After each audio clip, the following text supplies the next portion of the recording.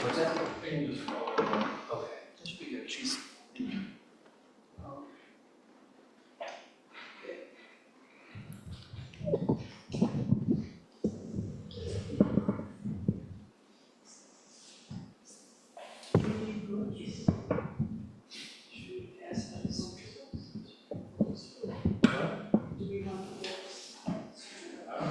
Yeah.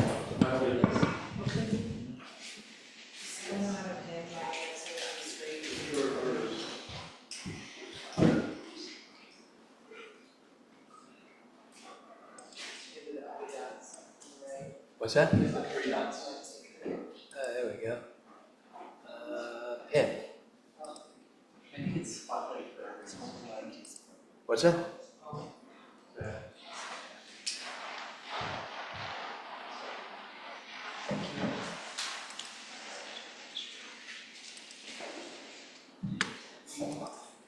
And you don't start until she gives you a signal. So she's sitting and she shows.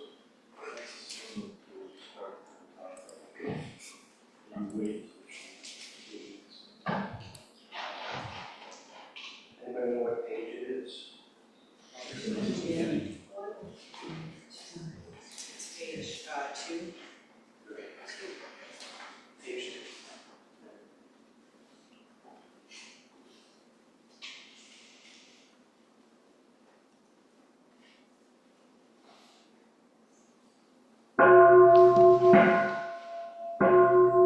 Gatha on opening the sutra,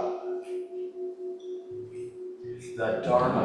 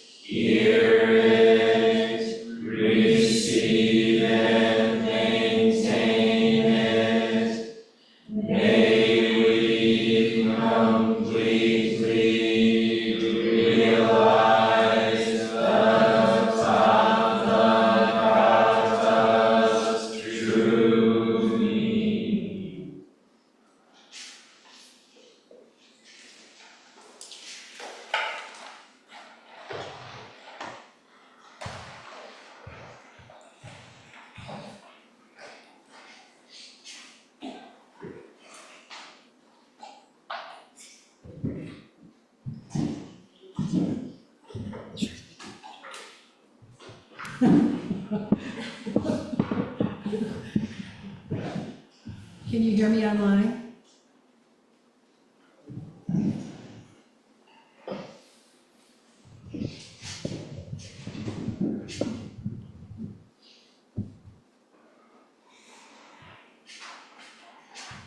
So here we are,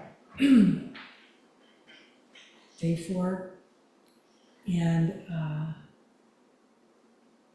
I was reflecting on our practices of Sesshin, Ango.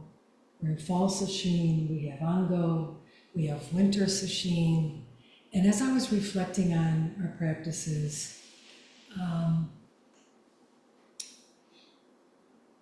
I felt a stirring in my heart, reminding me of our precious human life.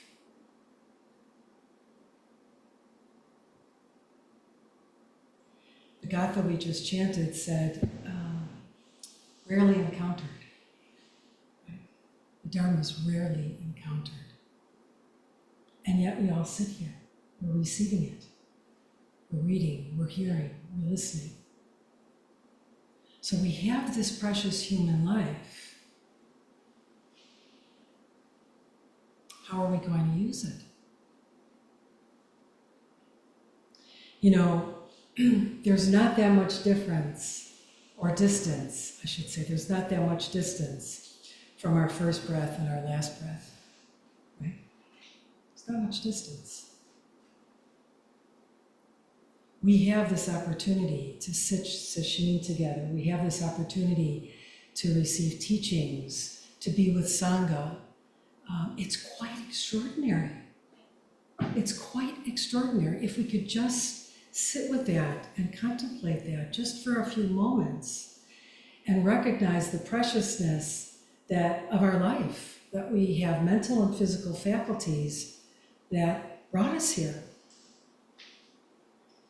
Right? We have transportation, we have a beautiful zendo, we have food that appears, expertly prepared by our tenzo.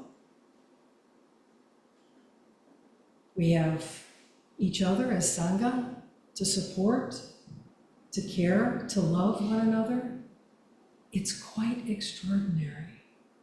So I want to encourage you to really deeply reflect on your precious human life. Not knowing when it will be over. But not that much longer, right? Not that much longer. And if we think deeply about that, it perhaps gives us some deep stirrings of what do we want to do? How do we want to practice? How can we focus? How can we overcome some of our distractions, some of our obstacles, some of our difficulties? If we just sit idly by thinking something will drop in, I've done that for years. Will something finally, will the penny finally drop? But it really depends on each of us in this community, in this moment in time. We have each other, we have Buddhist teachings, we have amazing teachers. Roshis with their talks have just really, broken my heart open with the profundity and the preciousness of our human life.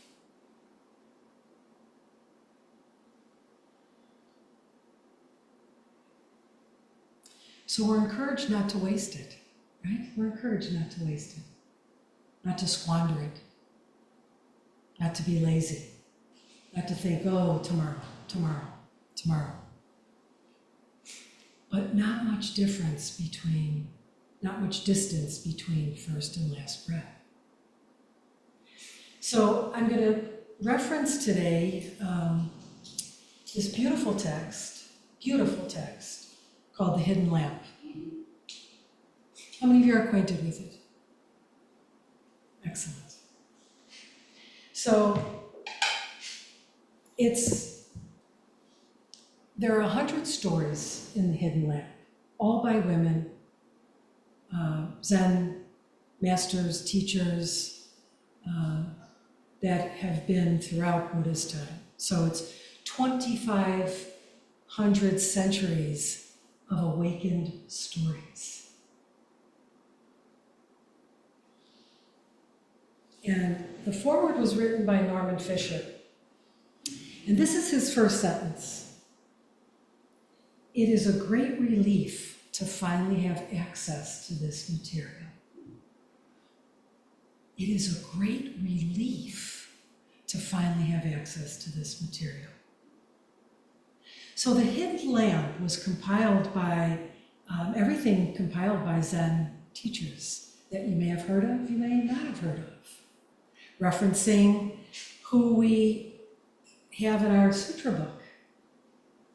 In the second dedication, we have an opportunity to either chant, which we often do, the short version, or there's a longer version.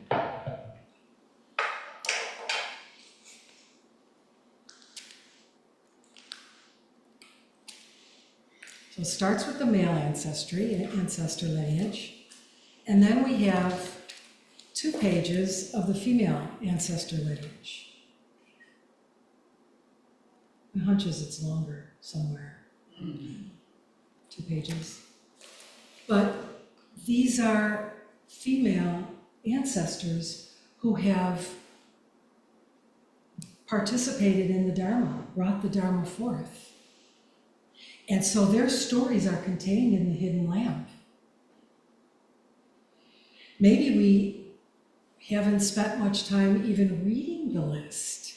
I want to encourage you before you finish Sesshin that at some point in either break time or your practice that you sit down and read the female ancestor lineage. Read it to yourself. Think about what's being brought forth to us right here and right now.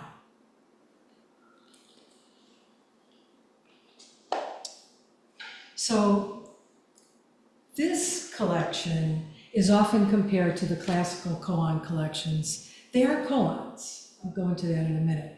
But it's often compared to the classical koan collection that we're all very familiar with. That's very male referenced and very male dominated. And the Blue Cliff Record, the Book of Serenity, 12th century, the Gateless Barrier, 13th century. But it's from male perspectives. And women, when they appear, are usually sort of the old crones on the side of the road that are selling rice cakes. And here are these, energetic young monks that are trying to gain some, refreshment, some nourishment. And the old crone. I like that word. I like to think of myself as an old crone.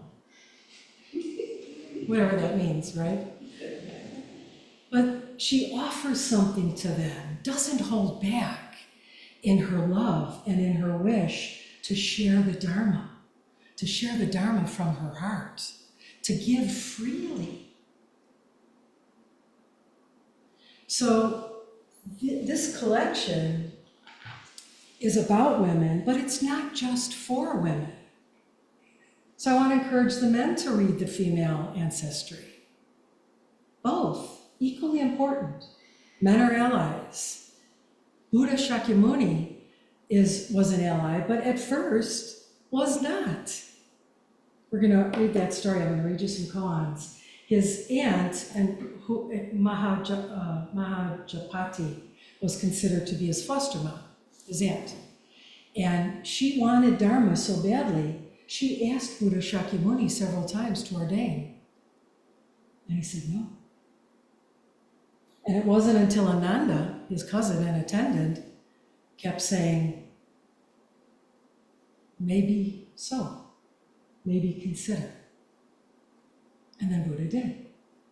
So the stories are not just for women. It's not just, but it's capturing something about women that have richly held positions of cooks and wives and mothers and householders, courtesans, all walks of life. These stories are coming to us and being told in a way that is illuminating that Buddhism has a chance to balance itself with male and female wisdom, with male and female heart, with male and female lineage.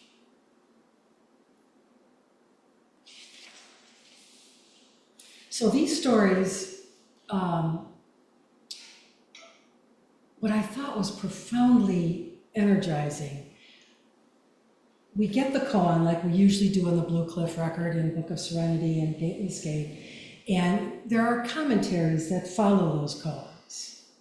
So in this collection, what the authors so skillfully did, both Zen priests, Zen teachers, wanted, I believe, San Francisco Zen Center, maybe Everyday Zen Center with Norman Fisher, Susan Moon, and Florence Kaplow, who teaches a lot through Upaya Zen Center. They asked 100 women, Zen teachers, abbots, Zen masters, for their commentary at the end of each koan.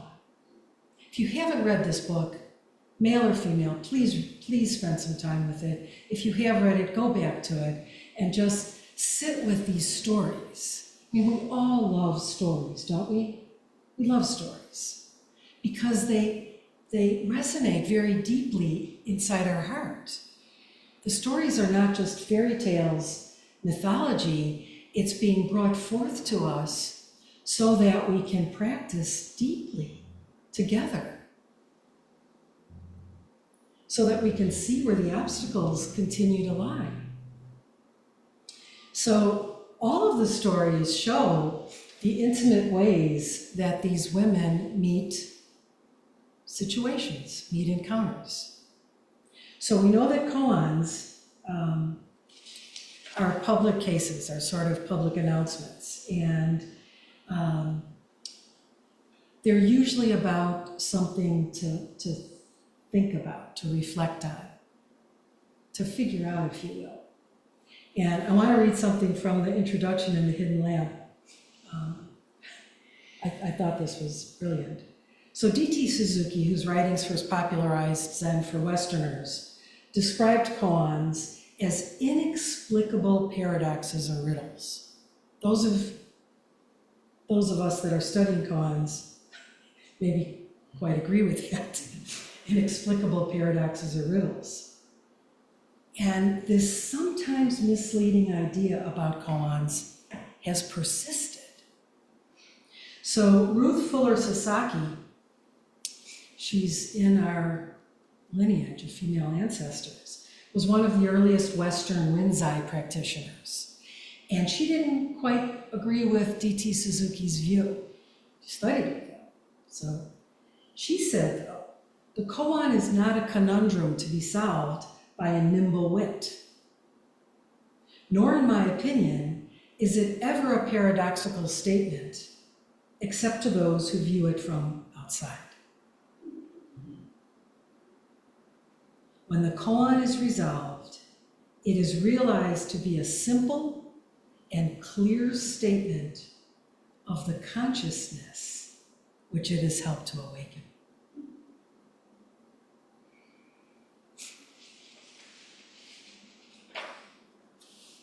So Susan Moon and Florence Capello also said many times as they were sharing these stories, I thought this was really a nice little personal piece. As they were sharing these stories, they recognized that many people, many practitioners had waves of anxiety when they were considering koans, either studying them, practicing them, being with them. It's like, no, not me, not me.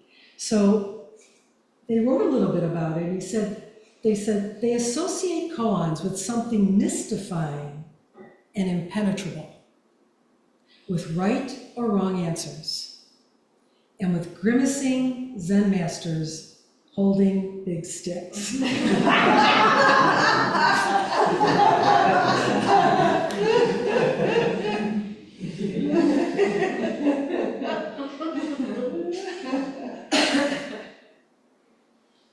But the stories, the koans, are intended to be mirrors for your own life, for our practice. They're Dharma mirrors, they're wisdom mirrors. They're holding something up to us that's truly a gift if we don't let our fear and anxiety hold us back. What's there to be afraid of? You say some things that are stupid or silly. God knows I felt that. Still do. I'm not free from that.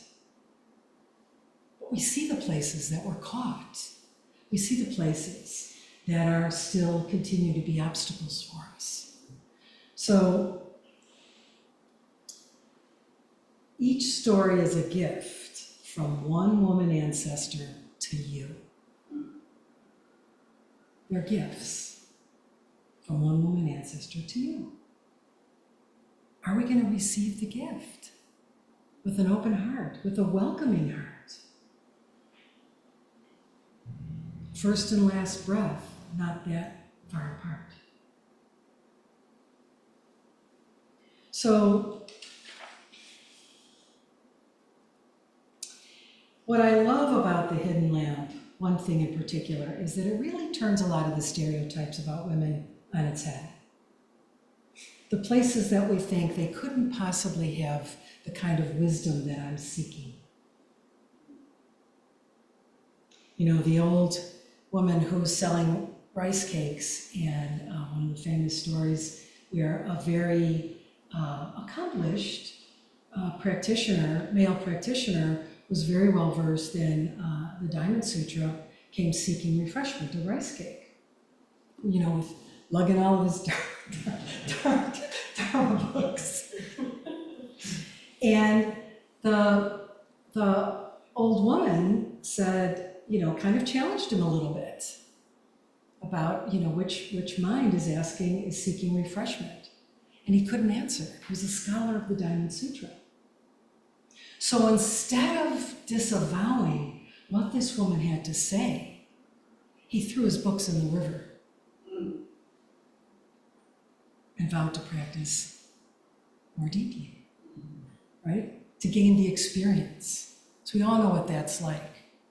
We love to read, we love to study, we love to listen to Dharma. But now we have opportunities to practice it deeply. That's what we're all doing during Sesshins, during Ango, coming in on Sunday mornings. Opportunities to practice together, awaken together, be joyful together, support one another. So I like when stereotypes are knocked on their head. And the other piece that the Hidden Lamp is trying to portray is showing how koans can be practiced in the context of everyday life.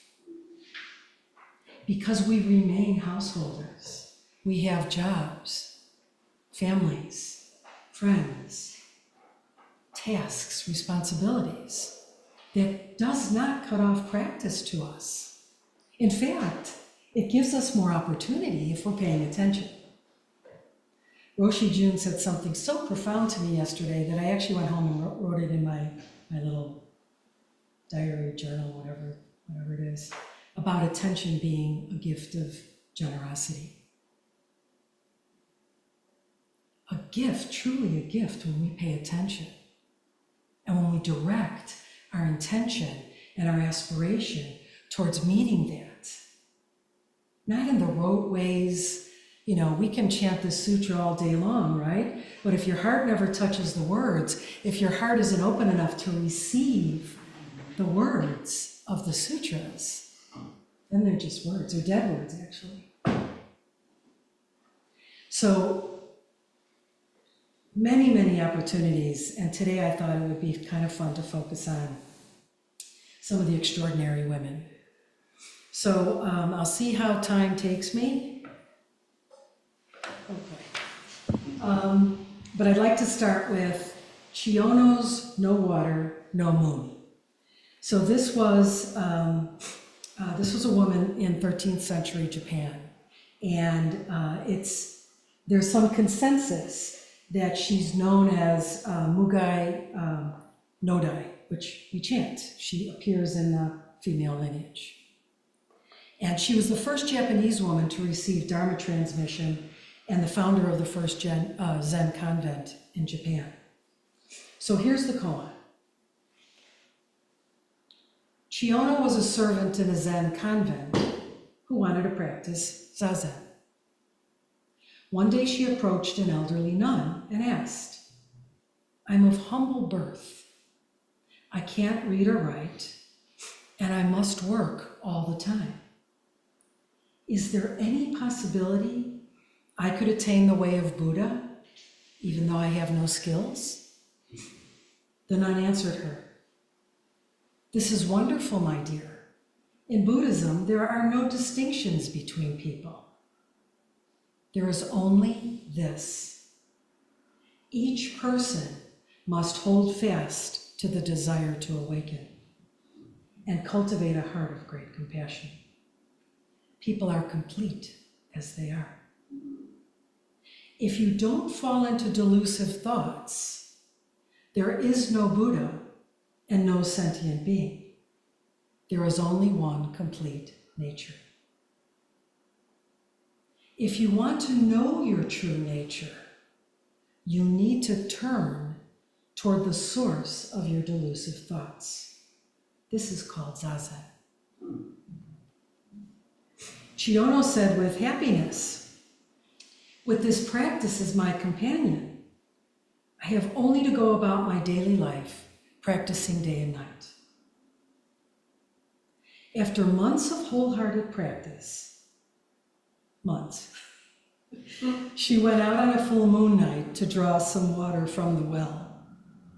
The bottom of her old bucket, held together by bamboo strips, suddenly gave way, and the reflection of the moon vanished with the water. When she saw this, she attained great realization. Her enlightenment poem was this: with this and that, I tried to keep the bucket together, and then the bottom fell out. Where water does not collect, the moon does not dwell. Let me read her enlightenment poem again. With this and that, I tried to keep the bucket together, and then the bottom fell out.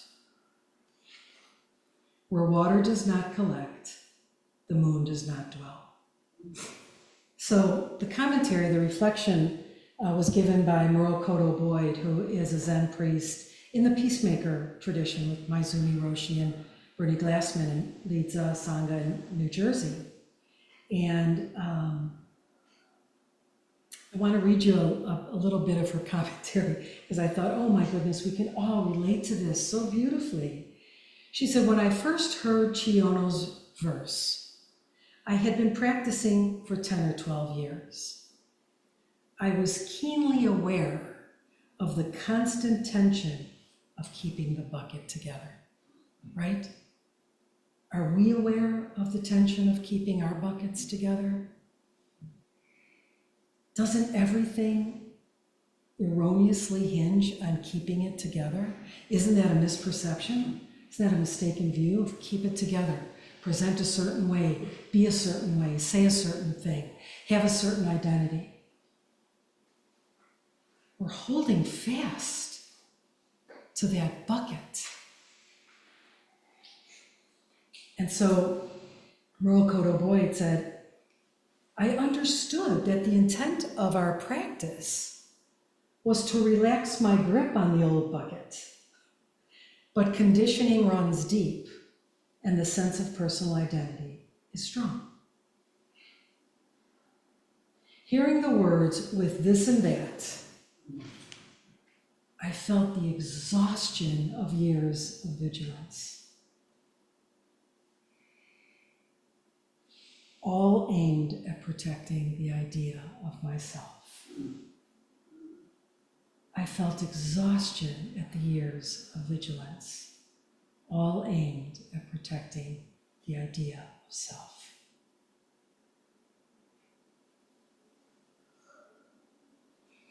I felt the exhaustion of being my own obstacle.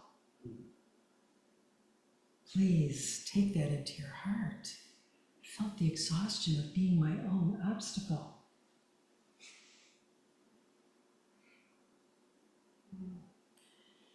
Are we ready to let go of the bucket? But then Murokoto Boyd goes a little further, and I think very skillfully says, well, there are times we have to keep it together, right? You have jobs to go to. You can't walk in as this mishmash kind of entity and not function. Yes, there are times we have to keep it together. But we can recognize that it's momentary, it's transitory, it's serving a function, right?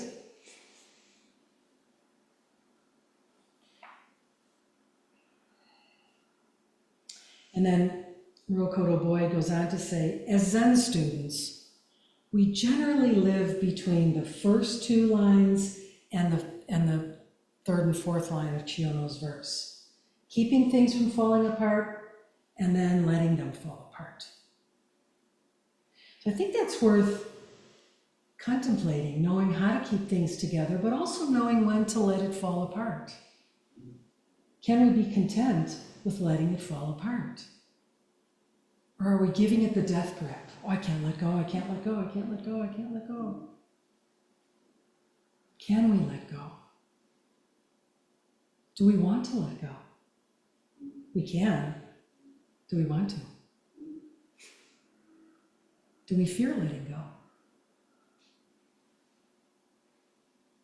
What comes after letting go? So, Morokoto Boyd finally says, our liberation deepens with the refinement for our capacity for flexibility and discernment. Our liberation deepens with the refinement of our capacity for flexibility and discernment.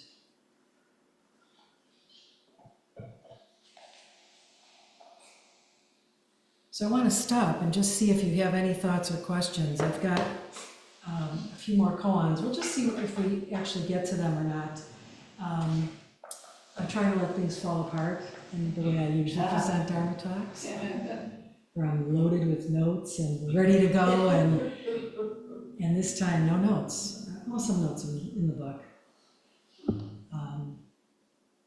But I'm trying to let it fall apart and just let it evolve as Sangha, as Dharma friends. We cherish each other, don't we? This place is very nourishing and cherishing. So can we be real? Can we let things fall apart? Do we feel that confidence, that love, the support, the net that's being held? Indra's net is present, right? Just let go. So thoughts, any personal reflections that any of you might have that you want to share about keeping things together and letting it go?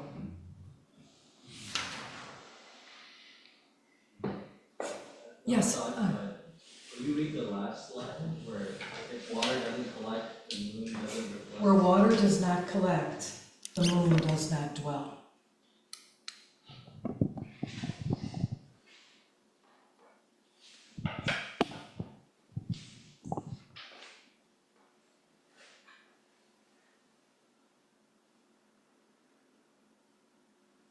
What are you thinking of related to that? I don't know. Wonderful. Yeah. My confusion is, do we want to collect water? Do we want to reflect the moon? Or not? Well, that might be your enlightenment poem. This was Chiyono's, right? Right? Didn't Huineng write an enlightenment poem that he couldn't read or write, but had a attendant, he became the sixth patriarch. And there was a poem, addressing what the abbot wanted to see, was testing his potential successor. And it was a beautiful, beautiful poem. I don't remember it verbatim, sorry about that. And then Yang wrote a different poem, similar, but different. So I think it will be for each of us to write that, to feel that. Very good question. Other thoughts? Yeah, I really loved how deliberate the choice of words was of, it's like put together with this and that being like such a, we generalize in so many ways with like this and that could be anything, but it's one of those things where in that case, it feels like the exact right choice of words, I don't know. Awesome, thank you, Sam. For me, the water in the bucket and the reflection was when the bucket falls out, when the bottom falls out of the bucket, you immediately think failure, broken, and yet without that water that spilled, you're not seeing, you then can't see the reflection of the moon. So, and actually, I think what An did was similar to what Huineng did, because the original statement that the master wrote had to do with a mirror. And the lead attendant wrote something about, polishing the mirror. And Huineng then underneath it wrote, there is no mirror. and there is no polishing. And that's when, Dust can alight, yeah. what's that? And that's, Where dust can alight. yeah. So I think An just got enlightened. That seems to be going around. Oh, wonderful. I'm going to do some more rejoicing. Fantastic.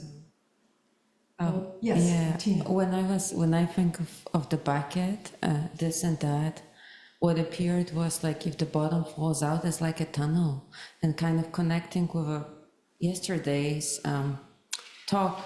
It's just like darkness, but then embrace that darkness. Don't collect, but embrace. Beautiful, Martina. Thank you for sharing that. Thank you.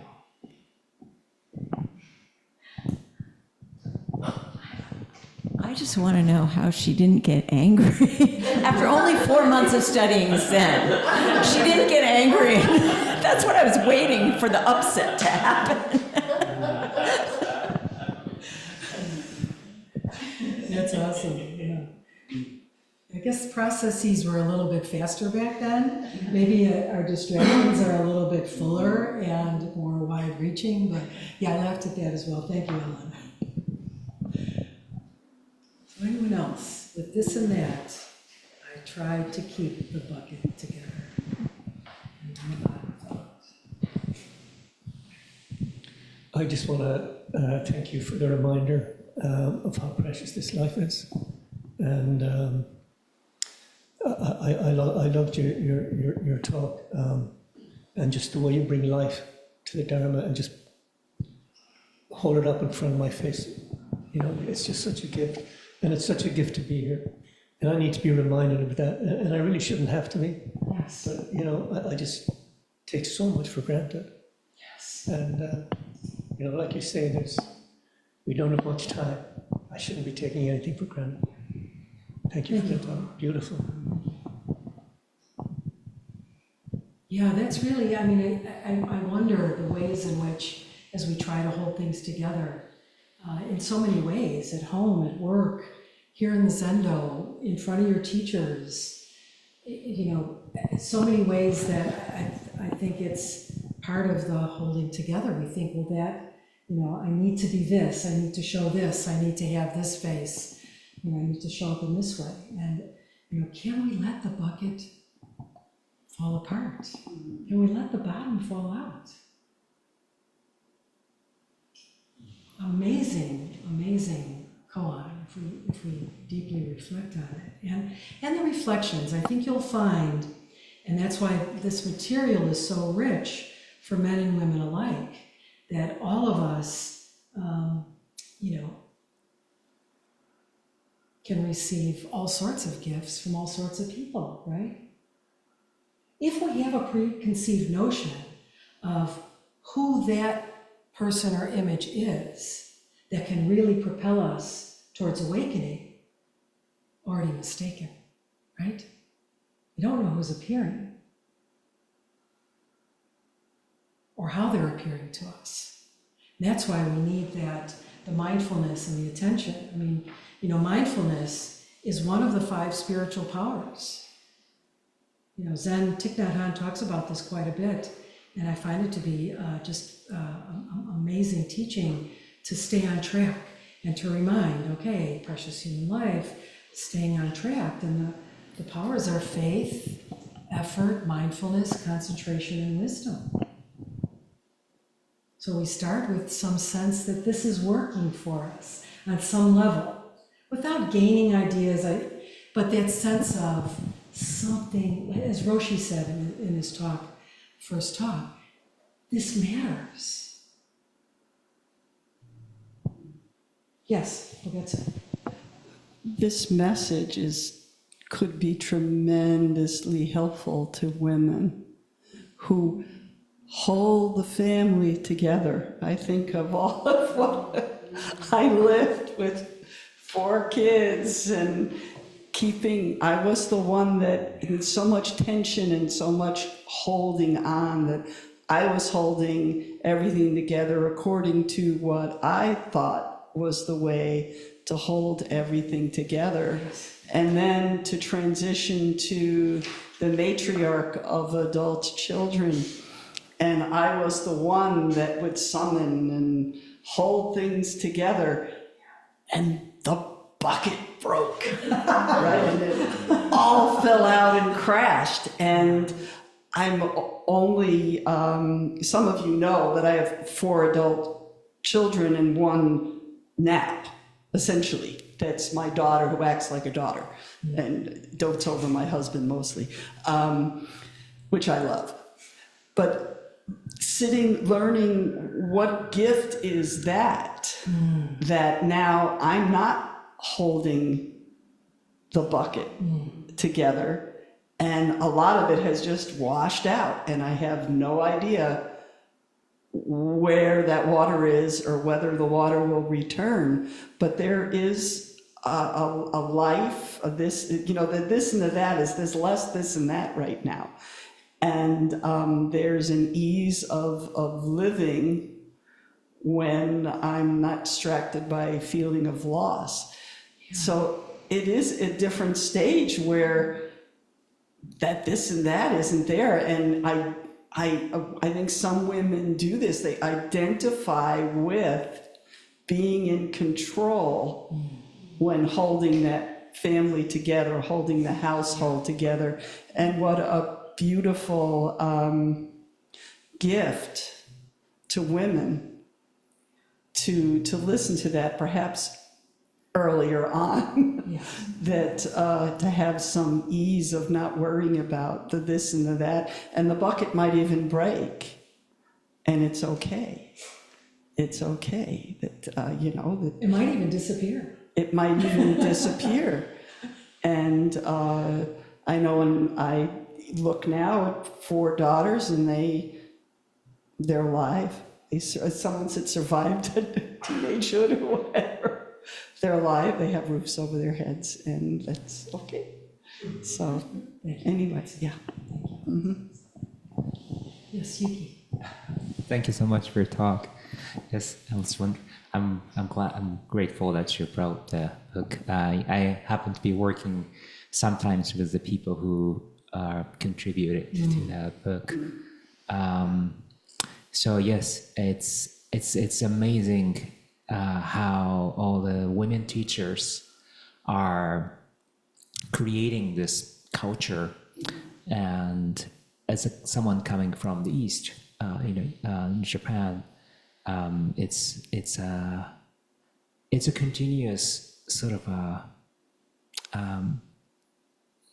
with the conditioning that I was given back then there, it continues to keep just my eyes open, and it's wonderful.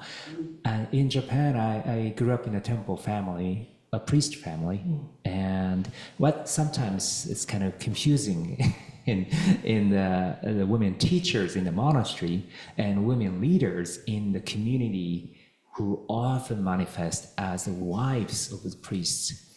People come to the temple often to talk to the wives and mothers. Yes. Often they're not coming to the temple to talk to the priest. So the way this kind of big presence sort of manifests, I found it fascinating because I saw that with my grandmother and my mother. And my stepmother also is taking the main sort of leadership in the community temple. As a stepson, I watched it in definitely with some amusement, because she didn't come from the temple family. So yeah, it's really humbling and again eye-opening. I can see how it goes deeper and deeper as I, Yeah, so thank you so much. Thank you. Thank you very much. Yes, there's a section in the beginning of the book where just what Yuki was referencing, that so many of the stories about women that were we appreciate grandmotherly wisdom, right? And it's not to discount men in any way, shape, or form. It's embracing the fullness of who we all are. And for so long, women's voices and the way in which women were denied access and entry to ordination, to temples, to study. And I think it's, when Norman Fisher said in the foreword, and I thought, yes, beautiful, that we're, our culture, our time is working to rebalance this. Why would we miss out on half of the population to share that wisdom, right? Why would we miss out on that or deny it? It's all freely given. Freely for the taking, too. So beautiful ways to reflect on this. Yes, Sam. Yeah, something I was thinking of, just kind of mulling over the course of the us talking, is just how easy it is for us to forget that the bucket is this and that. And for you to, the indignation that you feel often when the bucket falls apart, but without realizing that all along it was always this and that. And it's not, I think we get so attached to the idea of the bucket and its role and what it is and how it's meant to perform, that, even she might have probably put the bucket to herself together, strip by strip, putting it together, and this idea that, it's going to work how it's going to work. And then over time, carrying it every day, she says, like, oh, it's working. And then it falls apart, and suddenly it's not a bucket anymore. It's this and that. And you're like, well, yeah. Like, of course it's going to fall apart at some point. I mean, you're just duct taping it together and keeping it together the best you can. And it's not, it didn't come from the heavens as a bucket. It came as this and that. And it's only to you that it's the bucket. But yeah, I think that's I like that a lot. Thank you, Sam. Thank you for sharing.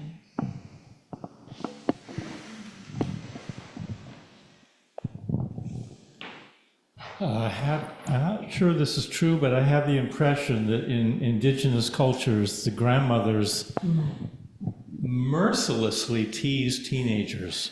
I mean, mercilessly. It's part of the culture. And it's their role to hold up that mirror to teenagers. And so the teenagers get a lot of their education from the grandmothers. Yeah. They tease them nonstop. They have so much material to work with. Thank you, Roshi. Thanks, Myogetsu. I'm feeling the bucket as being her, and that she is the bucket. And what I really appreciate in this lesson is I would not know necessarily that koan was written by a woman had you not said so. And I think that's what's really important is, judging a book by its cover, right? And it's saying, koans by women or stories by women, and your point about what am I passing up in this life because I have a decision about what that means. Yes. And if you would have presented the koan at first, let's say, and asked who might have written that, I might have said one of the male ancestors. Of course, yeah. Yeah, how deeply conditioning runs, right? Excellent.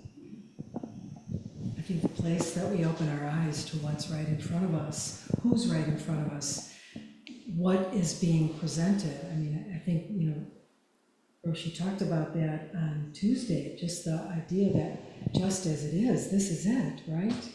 These are our moments. And if we allow that judgment and perceptions, what we chant in the Heart Sutra, right? Perceptions, impulses, consciousness. Where is that arising from? Anyhow. And are we going to let that, are we going to continue to be our own obstacle on the path? And that's what it comes down to, really. It's, as Roshi was talking about eating projections, very easy to, flip the finger the other way to say, well, if I didn't have that to worry about, then my practice would be X, Y, or Z, right? But time to turn the finger inward, right? That's where it belongs. That's why all of our teachings, our Dharma mirrors, are the wisdom for us to see the places that we remain stuck. Maybe we don't even know we're stuck, but that's the gift of teachers and teaching and people that are in the context of our life. We're practicing in the context of our life, in everyday life. It doesn't have to just be people that come into the Zendo. It will be, if you let it, anyone has a gift to offer you in terms of where you're stuck. The residual ego clinging and attachment and aversion, it just rises up so quickly because we fail to recognize who's in front. We fail to recognize the gift. We fail to see the perfection of self and other, right? It's in our precepts. See the perfection and speak of faults. Recognize self and other as one. We're all equal. So I hope this will give you some opportunity to spend some time with the women ancestors, and whether that's actually the book or looking at the, yes. I think we could chant the full lineage. We could chant the full lineage tomorrow and Saturday. Awesome, in thank service. you. Thank you, thank you. And to think of how the wisdom is coming to us, it continues to come to us. And all we have to do is receive it. Open our heart, open our mind, and receive it. So any final thoughts, comments? Yes. I was thinking about the chanting the women lineage. There's a rhythm that happens when we're chanting the women lineage, acharya. It's different. There's even a different spirit here. Yeah. When we're chanting the women lineage. It's just amazing. Yes. Well, first of all, the way it's written is different because we did, for a long time, we only had the ancestor lineage. In the early years, we called them patriarchs, and we've changed that, obviously. And even when we did the kirigami for precepts in Jukai, it was just one lineage, the ancestors. And then I think it was Eve, Marco, that finally created two. And we have now, we always do the two in the form, and the male ancestor lineage is linear, and the female ancestor lineage is circular. And when we chant it tomorrow, when we get to chanting the female, all of the males lower their voices so that we hear the women voices chanting, and it's beautiful. Thank you. Well, thank you. I was saying, is there time for another koan? But it's not. I don't know what time it is. I can't see the clock, but I guess get the book. It's lovely. Get the book. Thank you, Myogetsu, for that beautiful, beautiful talk about Chiyono's bucket. So important for our times now. Yes, thank you. Thank you. I was thinking, Yuki, when you talked about the women, it brought to me the interactions I've had with African women who were Anglicans, come to this country. So they're in the churches I've come upon as Episcopal. And they call the white, and it's all male, there's the heads are male, and I know a little bit about some of the African American churches too, the wives. The African women said they called the wife of the pastor the first lady. And she had this elevated position and was a leader, whether she liked it or not, in that congregation. And I see that in some of the Black churches that I've had a chance to know, or maybe loosely be associated with, and the wife of the pastor again is held in this great esteem and is the wise person. So it's a little bit here, but it's we don't see it in, I don't think, in the white churches, so. Thank you. Before we prepare for lunch, we are going to be disassembling the zakus and zabutons to wash them. So if you can break up into teams of 2, it's easier to take them off in teams of 2. We'll put the chairs back and get that going, and it'll be clean and dry for afternoon session. For afternoon session.